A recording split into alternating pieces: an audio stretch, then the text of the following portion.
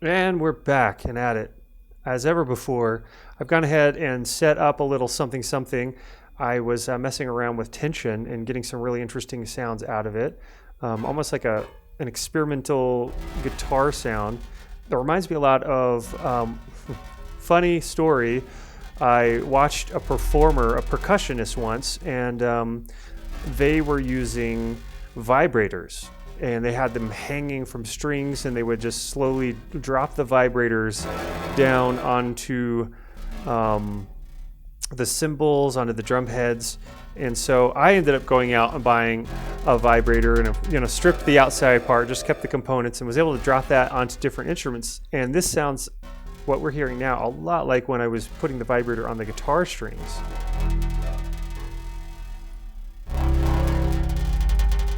Tension is one of my new favorites. It can be a little buggy.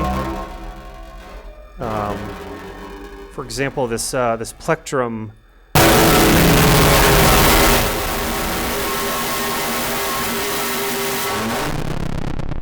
Yeah, so unless noise, you want to do some noise stuff. Some of these, the plectrum algorithm with whatever settings I have here, it is just. Way over the top. But tension, obviously has a wide range. It can go from crazy noise to really interesting acoustic sounding type stuff.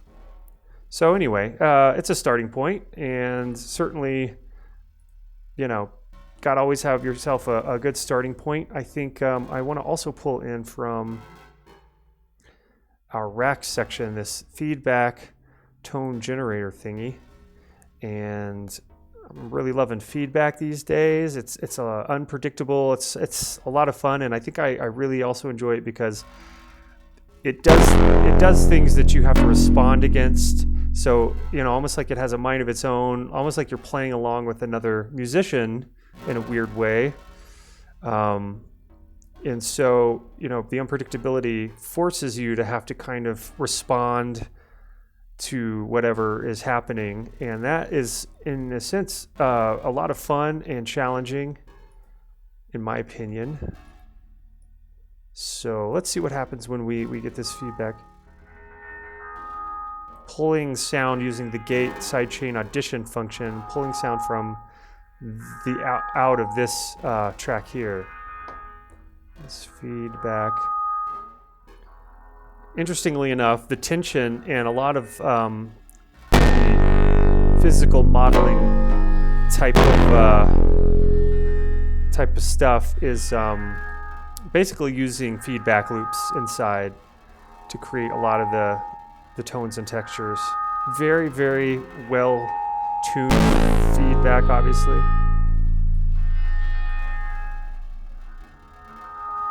So we've got I think we put this thing here. All right, and we can tune it with the resonator. And I think I want to move this delay before the resonator to kind of let the sound of it be resonated a little bit. Give ourselves more of like everything sounding very metallic.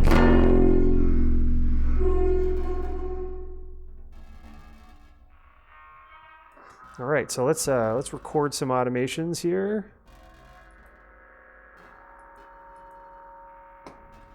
Pull this down. Let's tighten that quantize down there. And now this one.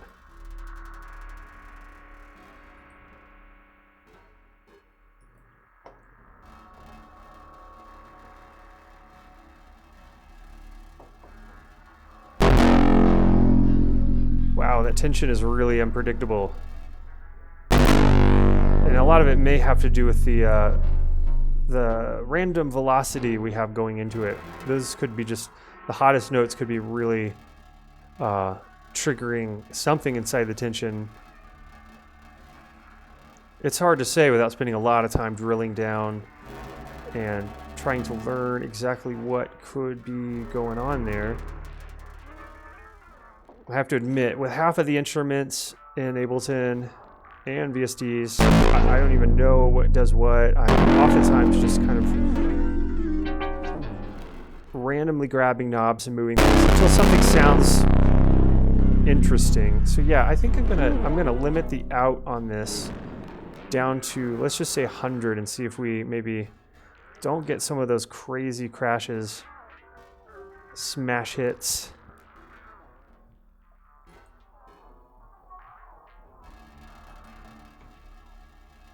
All right, let's clean this one up as well.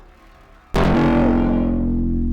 not quite so bad. It's maybe down to 99. Maybe it's just right over the 100 mark. I don't know. A lot of these velocity settings could have something to do with.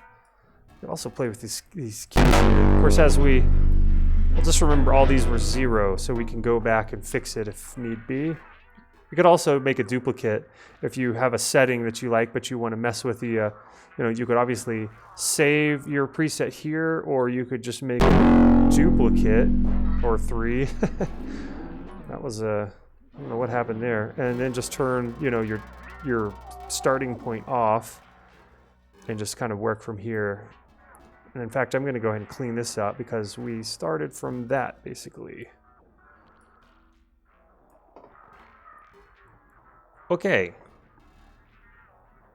I think this thing sounds a bit too silly when it's being wobbly automated. It sounds, I think, better when we automate in larger steps. Wider steps here.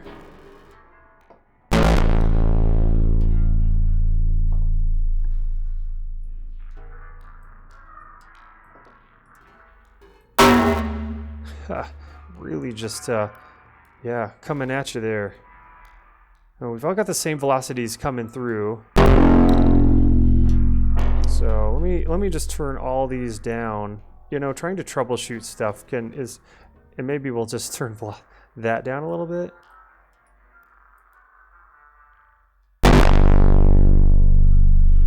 It is the hammer, I tell you.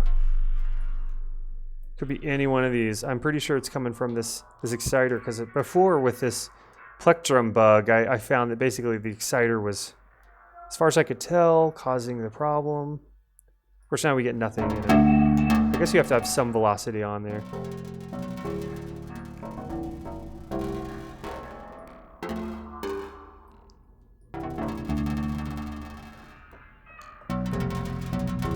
Sounds like a really weird bass. So let's pull from the feedback out.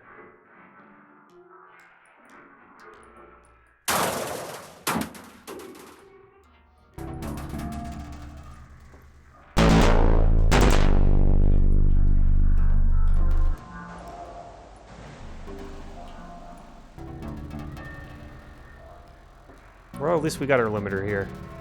Keep things at bay. Let's go ahead and give ourselves a wide release and move this reverb to the end.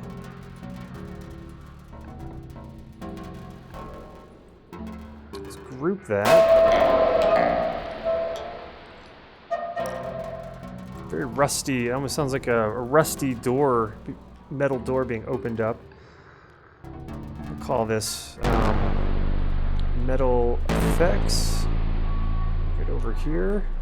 Trying to get better at doing things kind of in a more intuitive way and repeating those processes and methods, just so that things aren't so hard to figure out down the road when I want to open this back up.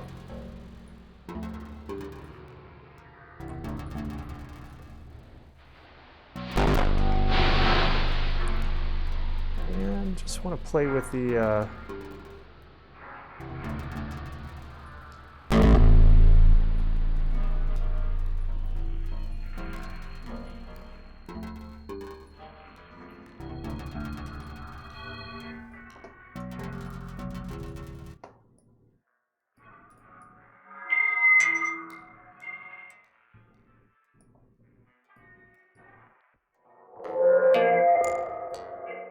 Definitely made it a lot more underwater sounding.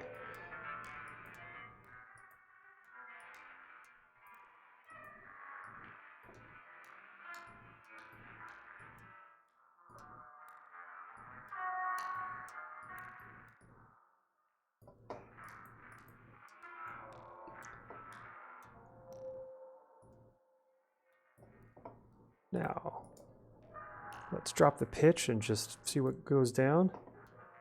Probably need more volume coming out of here. And in fact,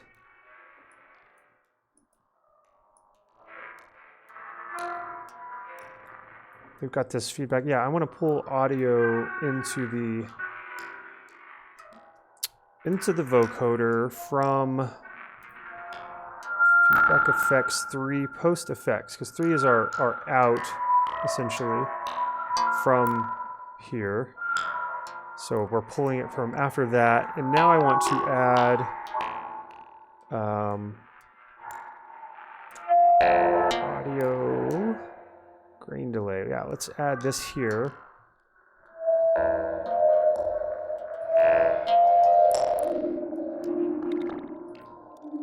There we go. I like that kind of murky. It fits with the color scheme anyway, a little bit better color scheme of our video.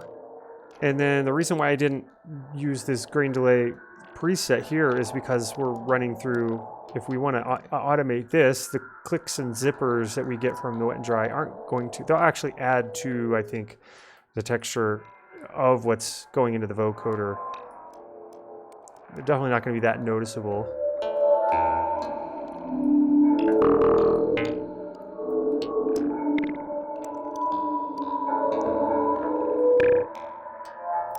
Ah, gotcha. So we've got this metal pluck thing happening through here.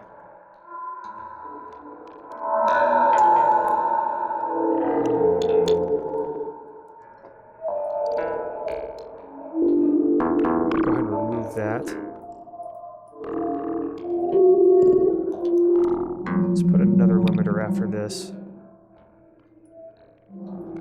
just in case. And I'm just curious now what's going to happen if, oh, now this is pulling from itself, so good chance of getting a lot of feedback out of this one. Let's go ahead and drop a limiter there just in case.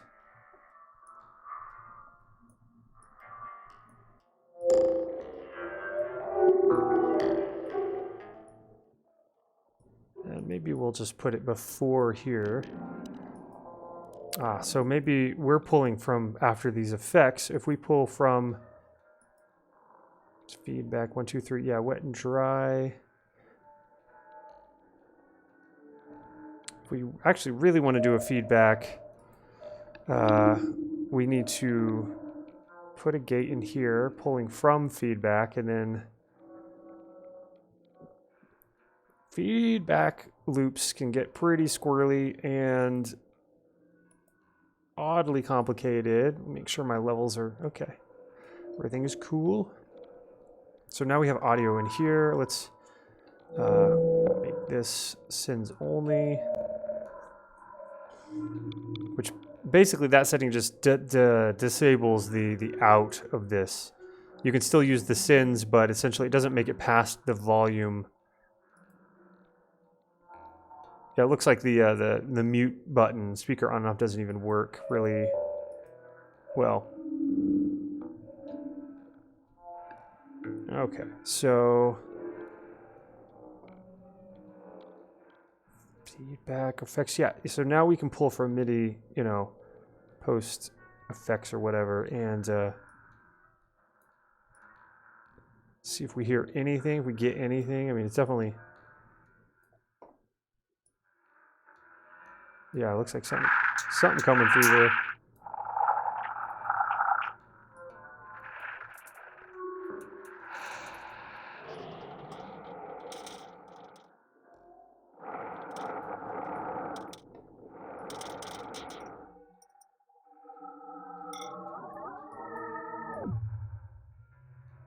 Some interesting drones when you have your DW all the way down there.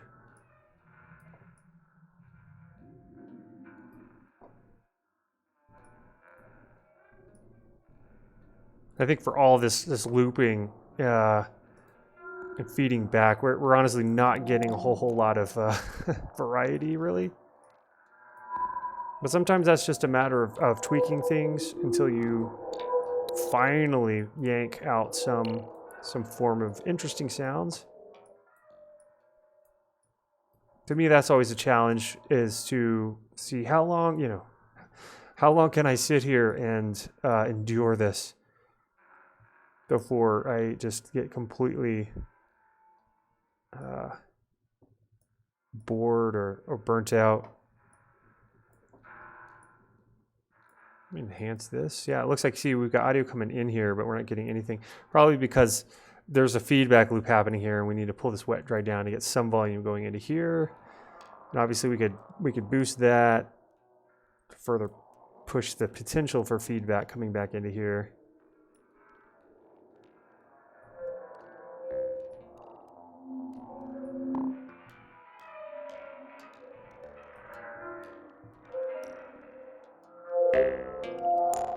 So we need to pull audio from Metal Effects and make this sends only. We could probably also mute this too and get, as long as it's, well, even post mixer. Yeah, it looks like post mixer is grayed out here. So we'll pull from post effect. So we don't have to set it to sends only. Obviously we can just use this, but I'm curious if we do it this way, and if we have a return track, are we able to send into this? No. So I guess if we go this way, where we mute the track and we don't set it to sends only, we lose our send volume in, because obviously this send is happening after this speaker. So that's interesting to note. So I think I like it as sends only, just for the option of being able to use our return. So now we'll send to the return, which we could do further processing if we wished.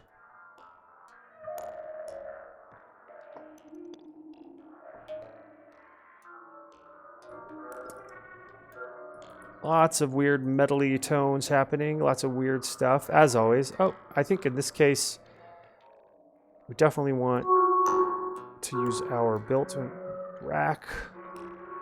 There we go, this one.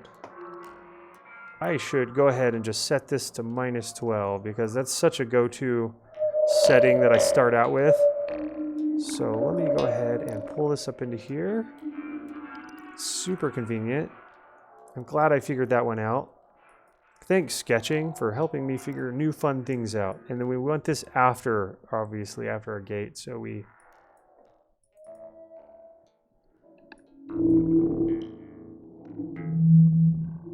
Very murky.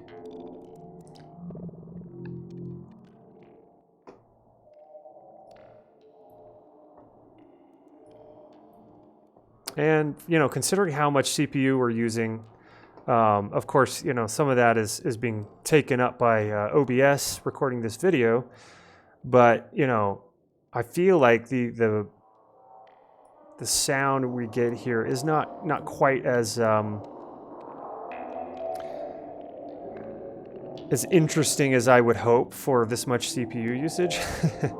You know, and at this point, the easy solution would be, well, just mix it all down and start working straight from the WAV file. But one of the tenets I think I'm enjoying, and also is a bit of a challenge from this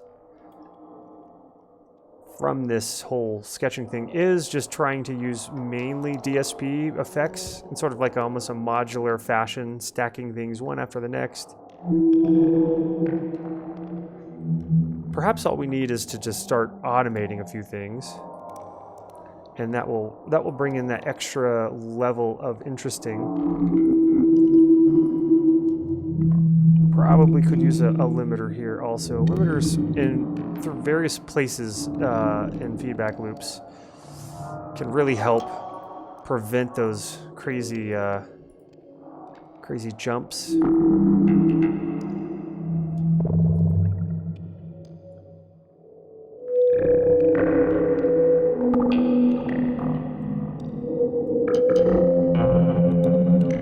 Yeah, we can always down a little bit, or turn this down, probably.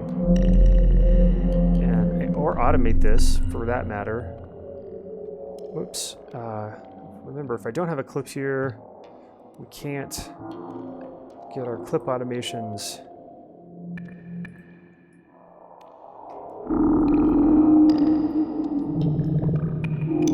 It's sounding like this tentacle creature tree thing. So at least we're nailing something to really fit with the video. I love working with videos. Sometimes I'll start out a sketch just having a video there and try to follow along with the video. It's just a form of, or a starting point of inspiration. And oftentimes I'll remove the video. Most of the time the video gets removed, you know, 30–40% into the sketch. I guess it's almost like inspirational training wheels. There's nothing wrong with that. Really pulling inspiration anywhere you can, I think, is honestly just, yeah, you got to do it, because you know, you'll never get better if, I should say, we won't get better if we don't continue working on stuff, and we more than likely won't be able to continue working on stuff unless we have the inspiration to actually want to sit down and put in the time. And so, gotta figure out ways to be inspired, whatever it takes. I know a lot of people who, you know, want to smoke a joint, have a few beers first, you know, they set it up. It's almost like, you know, the romantic evening. You get the candles going, you get, you know, whatever it takes, honestly. No shame in any of that.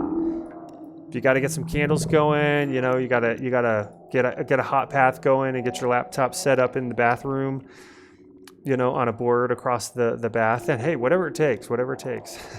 No shame, no shame. That's a fun thought. Maybe I'll try that one day. I actually did want to, at one point, play a live set in a swimming pool or something with like just having my MIDI controller, no laptop, and then just a really long USB cable from the MIDI controller to the laptop, and just, you know, not floating too far, or maybe the cable's long enough that it actually just would reach at any spot in the pool, and then just perform in the pool. And even better, get some speakers that actually go underwater and then play some weird stuff like this underwater. That would be fun.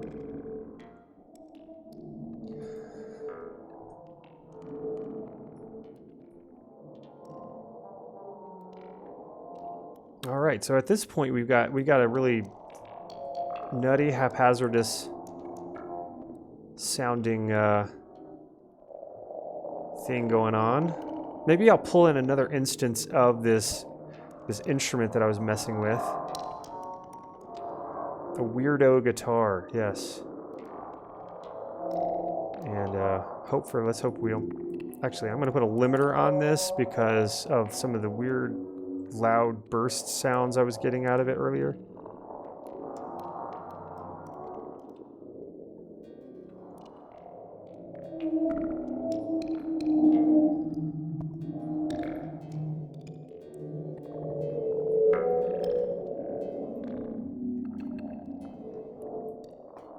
Let's get a random. And I should pull in the humanizer. Bring on the max. One of my go-tos is this humanizer. Just adds a lot of random, and you can also stack them if you want even more.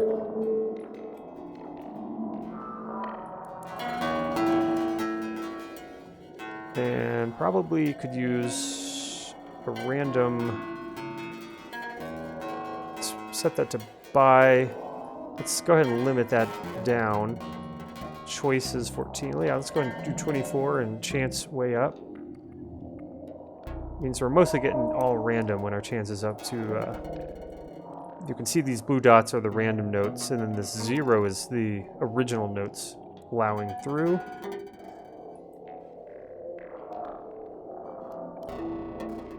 Let's have a look-see. I will just make an empty MIDI rack and open up the key, and we can just sort of see all these red spots here. Yeah, it's definitely jumping around. I think with this 24, you get a lot of range. The scale, I think, also increases the amount of yeah, you can see we're getting these really low notes down here. So anyway, we could also have a look at what the velocity is doing here. You can see these different points because we have this random here. If we just turn the random off, we're going to only get that one point, and this is the volume here. So, oh no, it's the volume there plus this limiter here. I really like these as sort of a monitoring tool for what's happening with some of these MIDI effects. I learned so much about what these do based on just watching what was going on in here. I wish we had more MIDI CC type of effects there, but you know, Max for Live obviously has us covered in that department.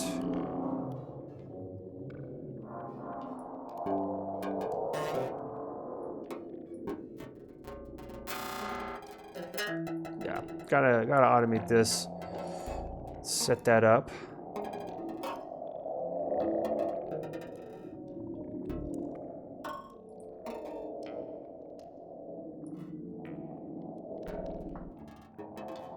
Now it looks like we've got something happening here. Let me just double check.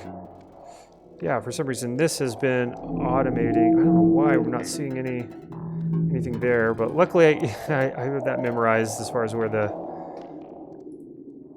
In fact, I should open this up and use this. Let's turn that on. Yeah. Okay, they're in sync now.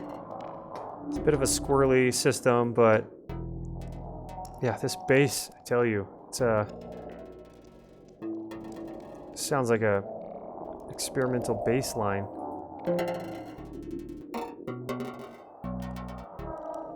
It's a lot of fun. All right, so where were I? Was it this one? Yep. Okay.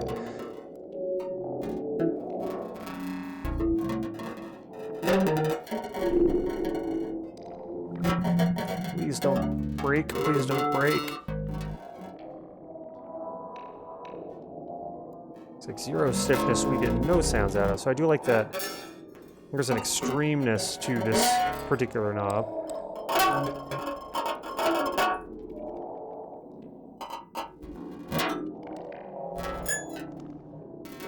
Quite a range of timbres coming out of this one.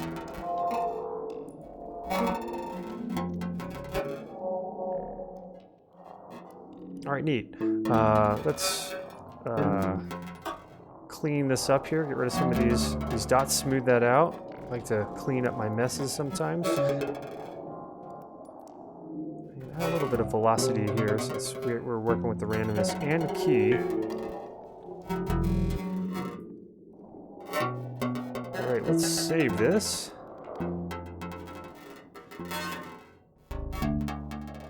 For sure, a nutty bass line or kick, drum, whatever, drum line could work here. Let's pull in, we've got a couple of options, instruments. We've got nice kick hat. Yeah, play C3 into this. Luckily, I set that up right and labeled it nicely for myself. Well, considering I'm using a drum rack here and that Ableton automatically parses out those notes, probably didn't even need to call it play C3 into the, you know, we don't even need to give ourselves that hint because it's pretty obvious when you open up, you know, the notes here. So, but I think this one was set up.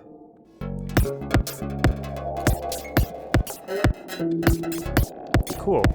I want to hear what happens if we put these two, copy those and paste them here. Maybe we can click that. Yeah. And then if we group these, definitely abstract beats at this point, which I tend to like more than, maybe I've just spent so many years listening to regular old beats that I honestly Would rather hear something that is off the grid. So if we map this here to this knob, map this to that. So we've got this straight beat, and then do we get a... What happens in between?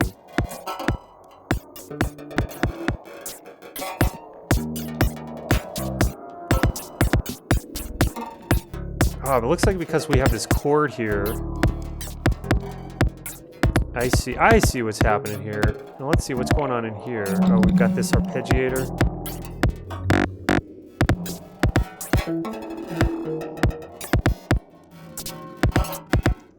If we turn these off, I think these are going to sound even crazier. Yeah, and because these arpeggiators auto-quantize things coming in, our layer here with the max humanizer is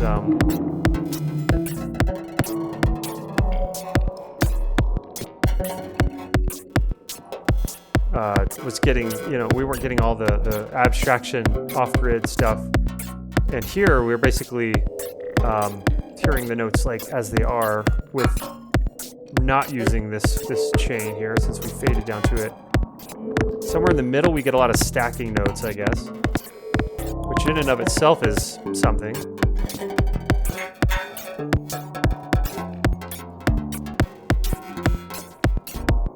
Yeah, this is almost annoying. Well, let's pull our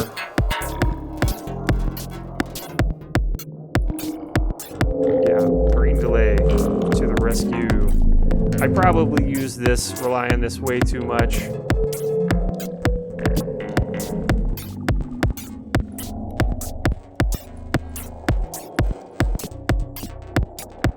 And you know, this kick out of the box certainly needs some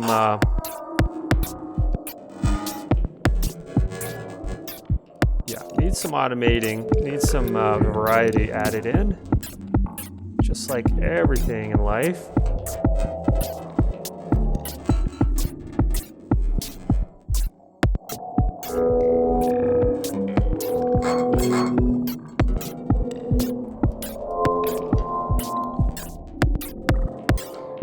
Although it does have a nice body and click top, which really does help kicks stand out.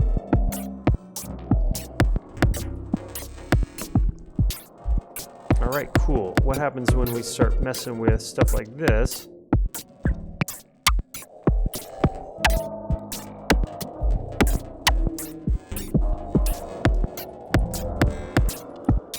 I think I like it. This is definitely a weird piece of music, but we've had quite a few of those.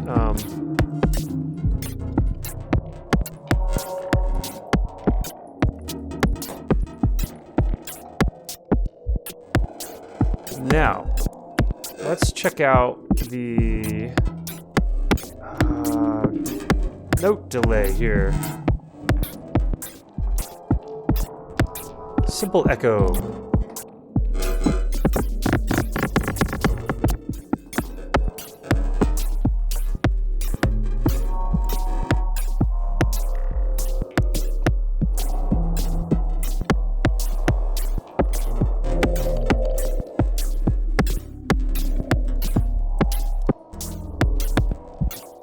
Wow, you can see a lot of notes happening here. That's an interesting indicator of what the simple echo is doing.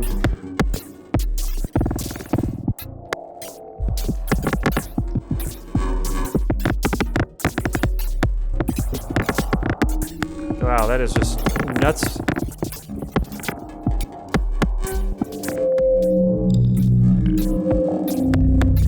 Can we automate this? Wow. Maybe I need to update Max or something on here. I'm not sure why I'm not seeing any of those options there. Let's try and map this.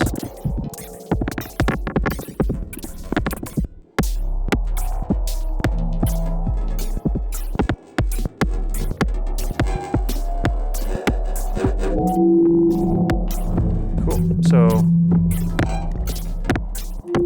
we could automate this so that we get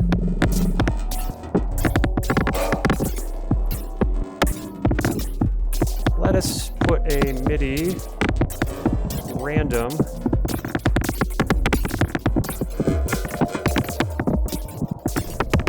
it is like an onslaught, and then let's see, attack 0.29. This is just where the drummer is going insane.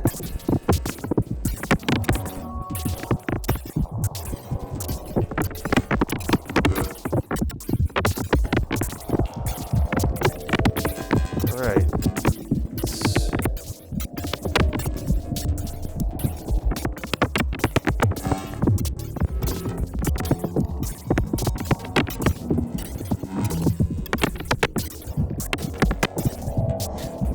Obviously, this kind of an effect, you know, is only great for so long. We certainly want to limit how much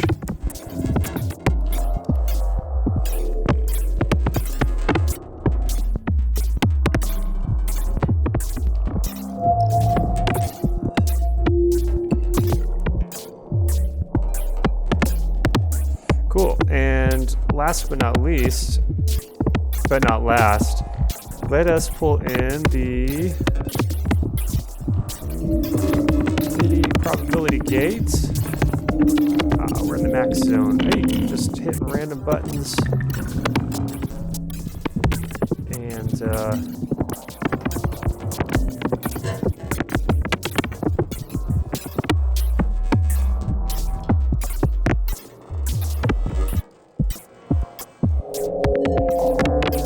map this feedback also.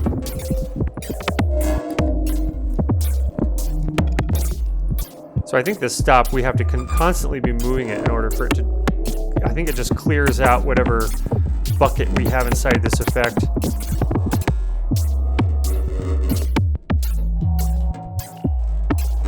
And if we do this, we'll get an even more. And we could map this on off here.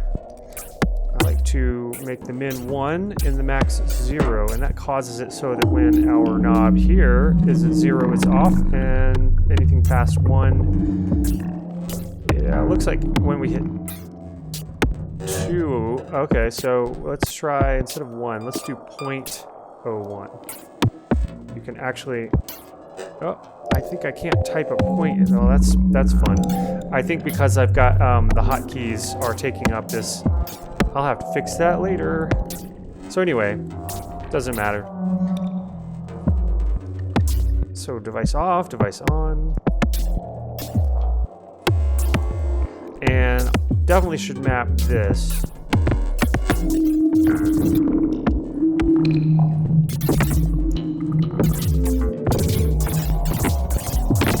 Yeah, crazy town. I think this device on should go first in line, you know, if I was to design this.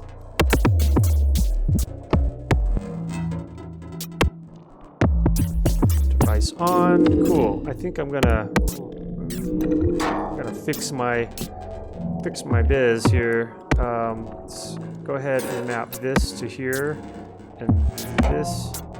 Let's do time on map. Time map here, and then stop here.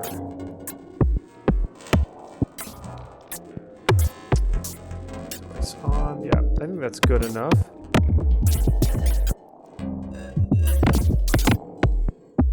Okay, let's.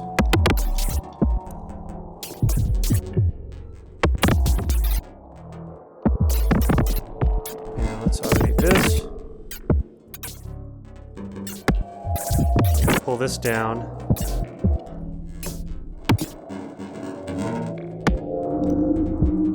And then we could just turn this whole thing off if we want to sort of bypass whatever it's doing.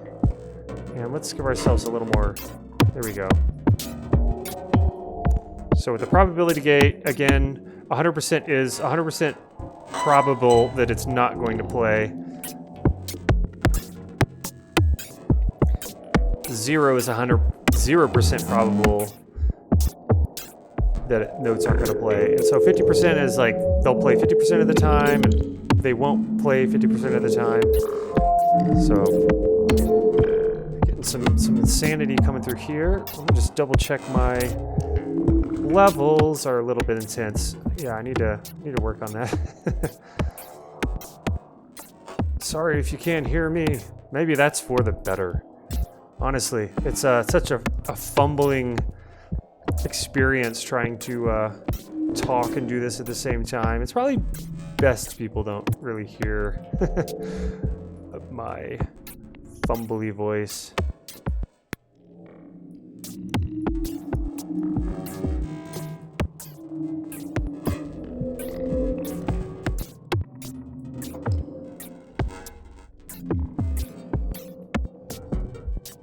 Yeah, let's try turning this on just like every...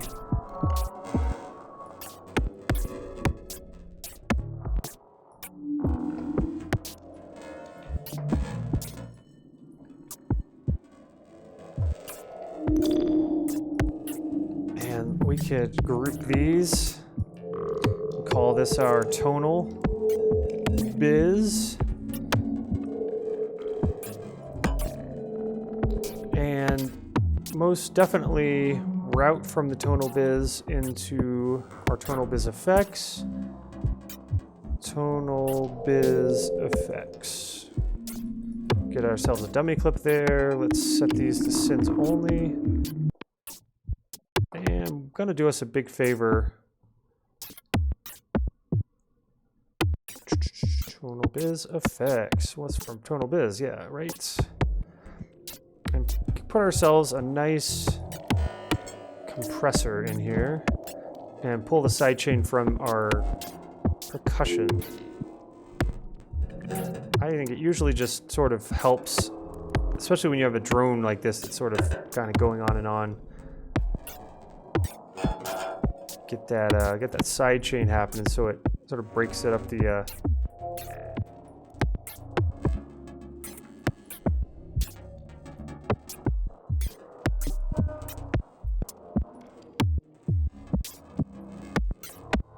and we could, if we wanted to space out things, we could put a little delay effect or something after the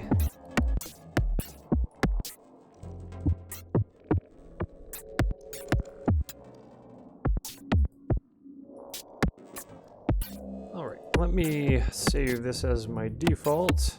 Yes. It's good to do those little maintenance-y things along the way.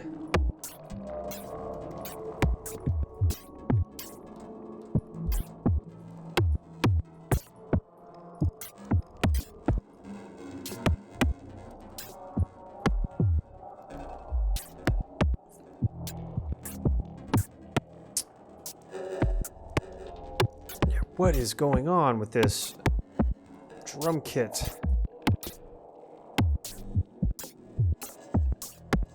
Let's see. Hat. Hat 2. We already got a hat. I mean, this is almost sounding more like a snare in some ways. So hat.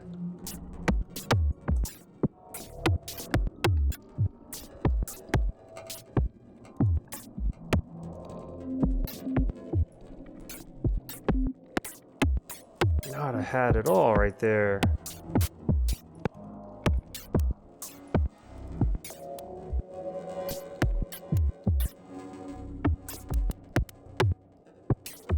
Well,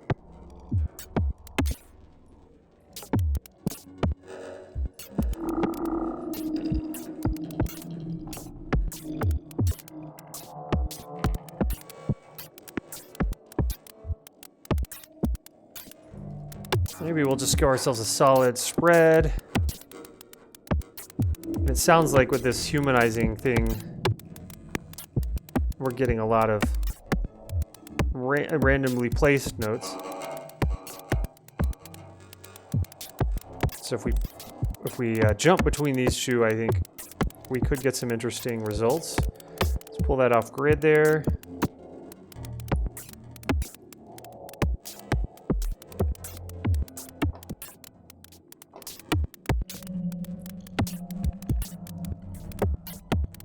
And I always feel like the hi-hats, or at least the white noise section, is super bland, and we need some kind of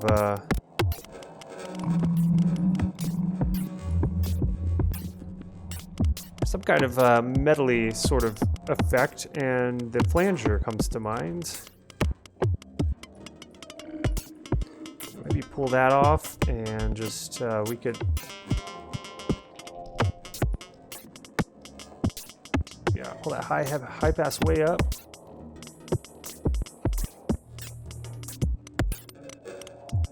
Sounding way more like a metal. Yeah. We could throw on this that is not what I wanted, this shape here. Pull the width down.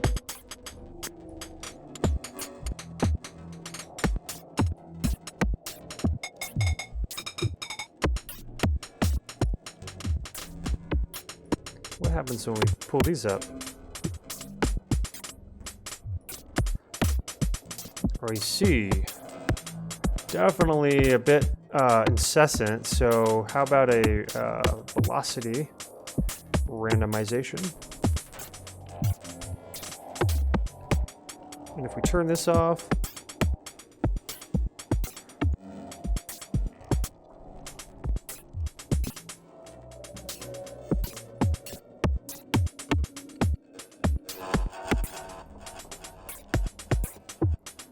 okay, I mean, it's, you know, it's not amazing, but yeah, even more metally sounding right there.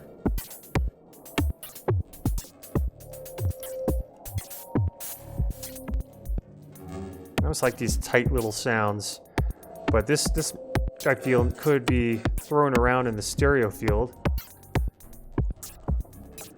I've got my headphones on right now, so it's honestly, that's a great way to mess around with getting the stereo right.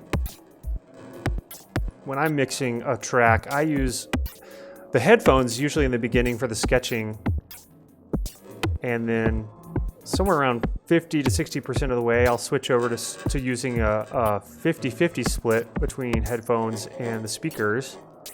And then, of course, the last 20% is mostly speakers and just a few headphones.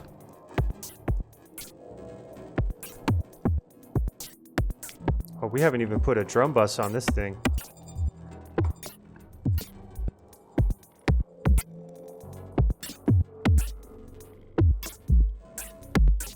Drum bus always just takes things up a notch. Sometimes too much of a notch.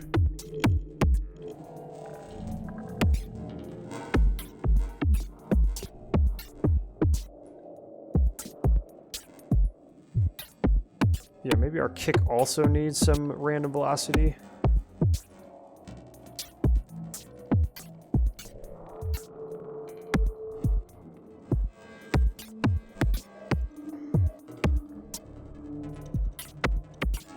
We could put a velocity on, what is it, C? Velocity, looks like connection A, connection B. So yeah, we could do a volume on C. So we get a little bit more. What other options do we have in here?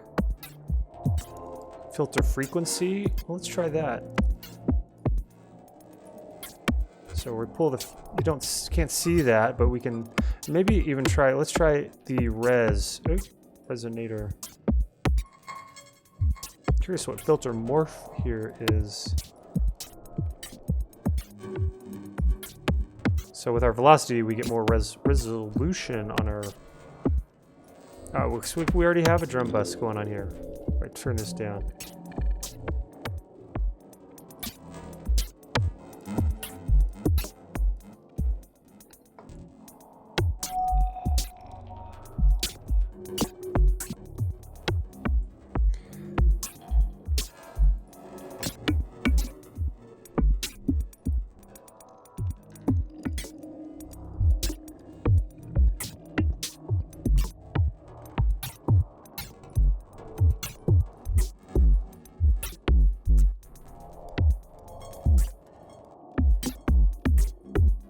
do this to the beat. Yeah, 2. How about every 2 measures? And let's take our width down. We are getting a lot of bass off of this. And multi-band dynamics. Maybe we just need to compress the bass a little bit. Let's try this aught. Wow, that really does a number.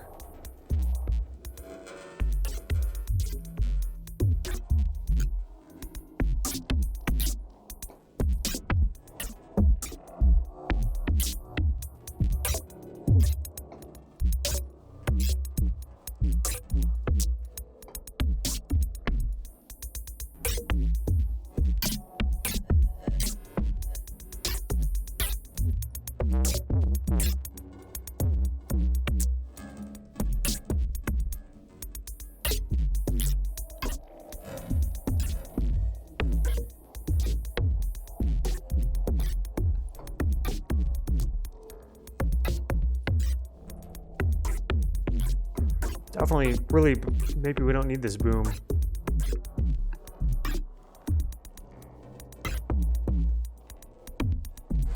Well, it's interesting anyway. Let's try a few of these settings here. Different. What if we bring this out? Maybe we need to take some of the bass out of this thing. Yeah, that probably is going to help.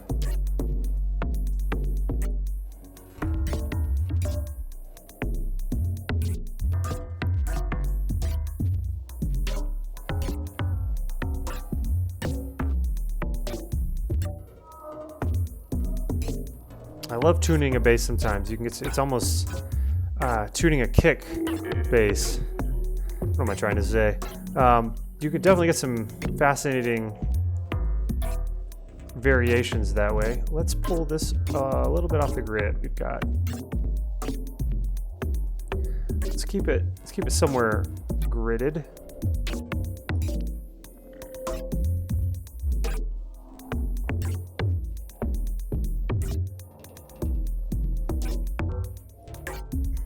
And our hi-hat is definitely coming through really loud.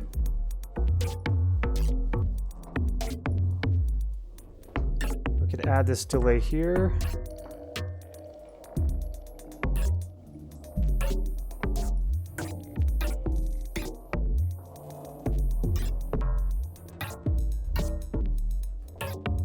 Change the timbre even more.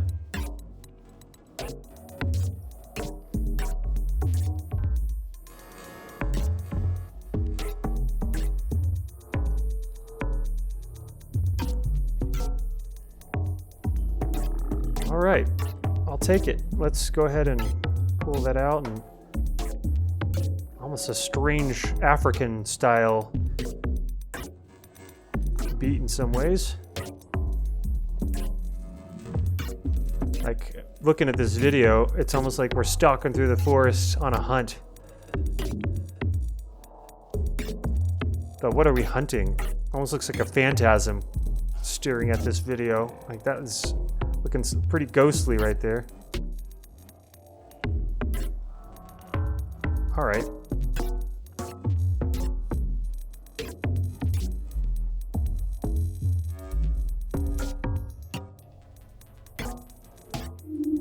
Let me pull this loop out here.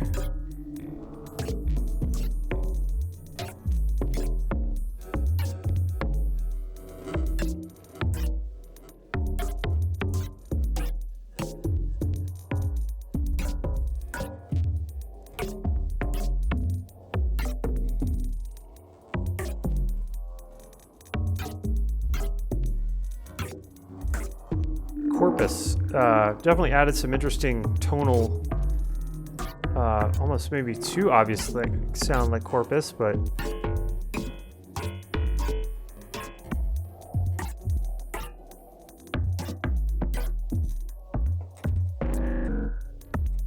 fascinating. Yeah, maybe we will do that. Maybe we'll try to repeat what I just did there. So 1212, let's remember that number, 1212. We're gonna do the same thing for here, material, 1212. Almost finished with this sketch, I think. I could hear other little melody bits too, but you know, I'm just feeling like maybe I like to keep the sketches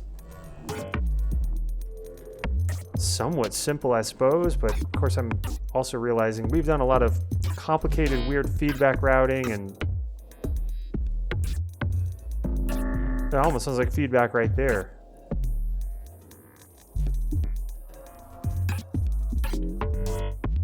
Which I kind of like those. And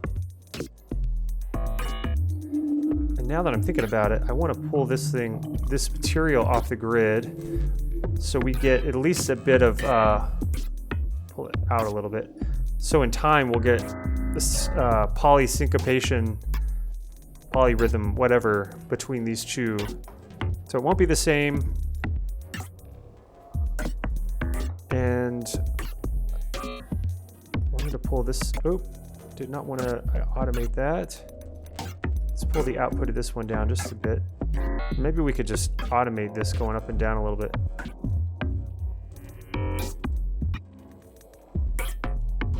And pull this away from the grid. Just draw in some of our own. Actually, let's give it a little more. I think the longer the loops, the more fascinating you can sound. Good classic delay rhythm spatter. And see if we put a feedback on it. And I think I want to put this before the corpus, actually, so we get that more of this sort of tonal goodness on this.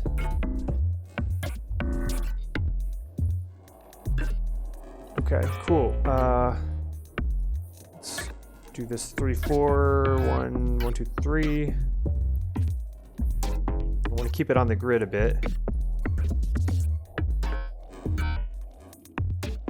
It's a real cheap trick here with beats to throw a delay like this and then jack the wet dry up every now and then. Yeah, I think we're good on that. Now I also wanted to modulate the left.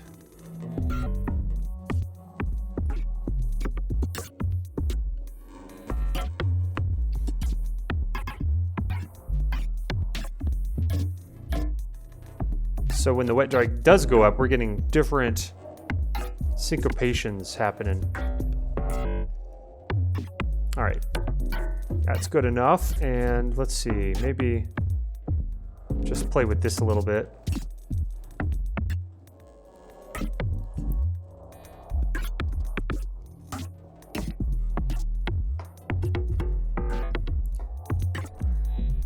Even though I don't do beats in my own music these days, really, I do love playing around with them. I have a special place in my heart for them as I listen to a lot of beat-oriented styles of music, hip-hop growing up. I got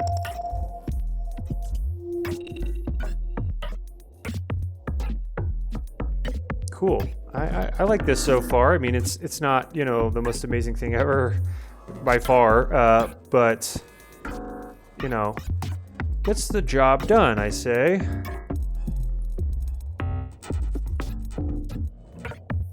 And it has an interesting sort of swing to it. I'm curious what happens if we play with these different algorithms every now and then.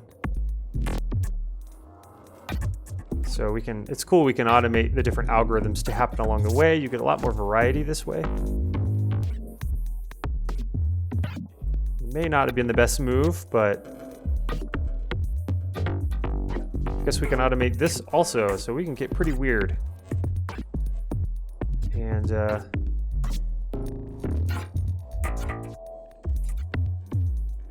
but it does make for some unpredictable stuff to happen, and that's what it's all about.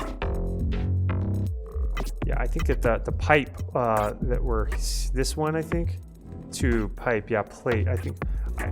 I don't think we want pipe for very long. Membrane is cool.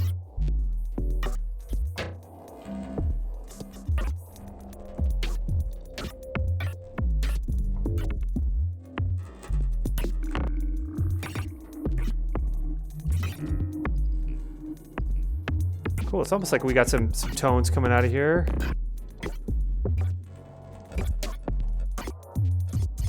And just for the sake of it, I should automate just a few things in here. Let's go ahead and make this some off length.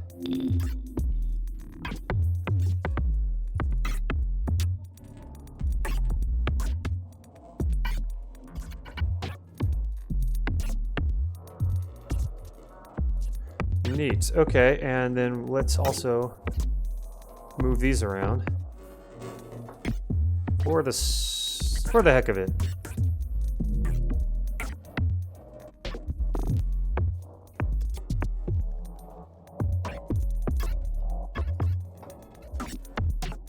Cool.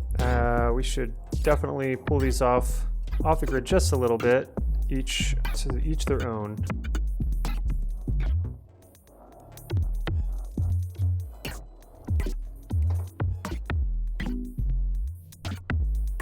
And this hi-hat, I am hearing just a little bit more tremolo, perhaps slow tremolo at the end. Wow, the whole beat just got nutty running through stereo like that. Pull the phaser down and oh, we do not want to automate all that. It's amazing how this thing is like right in front of me, but I don't even notice it sometimes. You get in the zone and you just sort of zone out. It's the way it goes. It's when you know you're doing the right thing. When you lose track of time, you lose track of your sense of self. No. And let's put this before the flangers so we maybe get a little more, or actually I want to put it before the delay. So the delay is kind of affecting the volume.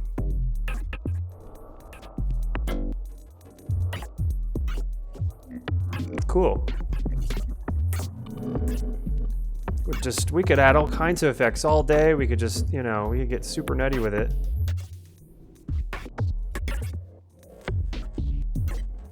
Erosion is a love-hate for me, honestly. It sounds so dirty and lo-fi digital. But again, if you render out anything that uses the erosion effect, you render out at 192. Which is an option in the drop down of the sample rate when you're in the render window. Render window. It's my new band name. 192, the erosion sounds a lot smoother and cleaner. So yeah, I'm gonna just add that little subtle layer of dirt, as I feel our beat is maybe a little squeaky clean in some ways, and I just like the kind of playing around with, you know, the lo-fi aesthetic a little bit. As long as it's just sort of happening randomly, I think much better. All right, I'm gonna go ahead and just draw our own nonsense in here.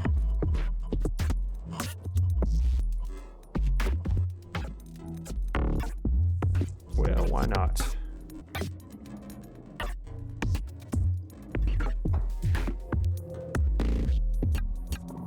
Cool, and what happens when we...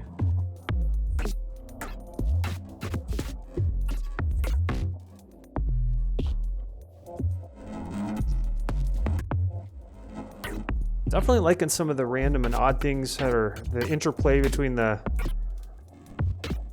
tonal layers and the percussive layers.